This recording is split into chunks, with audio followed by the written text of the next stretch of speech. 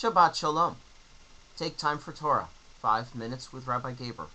I welcome all of you back this week.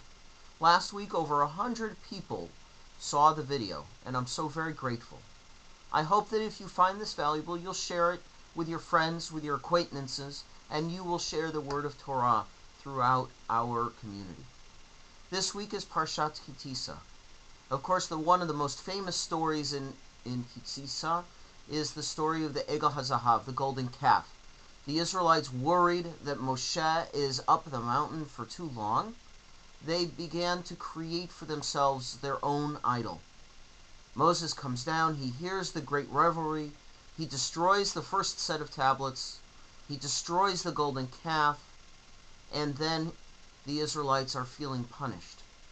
He returns to the top of the mountain and receives a second set of tablets, which he carves himself. But I want to return back to the punishment. God is angry. God wants to destroy them. He says to Moses, Ki am kashe oref hu. The Israelites are a stiff-necked people, and he wants to punish them. Abravanel, an Italian commentator, says that this term, stiff-necked people, refers to the idea that the Israelites were unable to turn their heads. They were unable to look down the road to see the consequences of their actions. God is so angry, but yet God senses something. And he says to Moses, let me be. Almost as to say to Moses, I'm so angry, but I also know there's value in the Israelites. And he wants to be talked out of punishing them, because the Israelites are very stubborn people. Let them be as Jews. And that attribute of stubbornness has helped our community, our Jewish community, to survive, to thrive, and to adapt to each new age. Think about it. Jews were kicked out of most every country, and yet we took with us our skills and our abilities. Maimonides, one of the most famous commentators, became a court physician. Why? Because physician and medicine was something that was portable. He could take with him as he ran from Cordova, Spain, through the Middle East to Sfat, and finally where he ended up in Egypt as a court physician.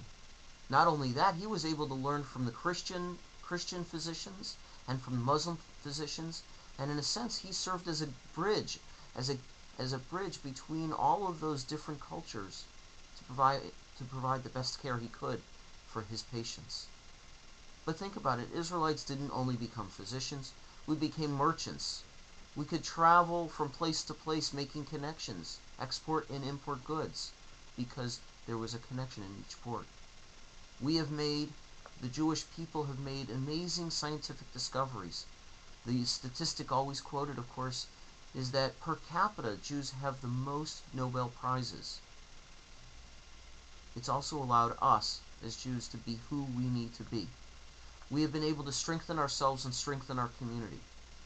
In this day and age, as we are looking forward to the future, the polls and statistics, the national population studies say that Jews are declining, that communities are getting smaller. But I also want to say to you that I think there is tremendous new energy being created in our community. New ideas are coming forward. In just a couple of months, we will find a new way for ancient customs to be celebrated. Our Scholar in Residence weekend this year will be a group called Storytelling. It's a group that will help us reinvest energy into the Torah service, for us to look at Torah in a different way, the script of our Jewish people. So I encourage you to look for those invitations and to be part of it. But on a personal basis, stubbornness can be a very positive attribute as well. We call it perseverance or persistence. It's how we accomplish our goals as individuals. Whether it is to train for a marathon, to lose weight, to learn Hebrew, to learn the prayers. Perhaps it is to go for that new job or to seek out a new degree. All of these come about because we are persistent in the task that we've set for ourselves. I hope this week that you will take a few moments to look at your own stiff-neckedness, to see where you are persistent and how you can persevere to accomplish your goals. If you do, you'll be better for it. Shabbat Shalom. I look forward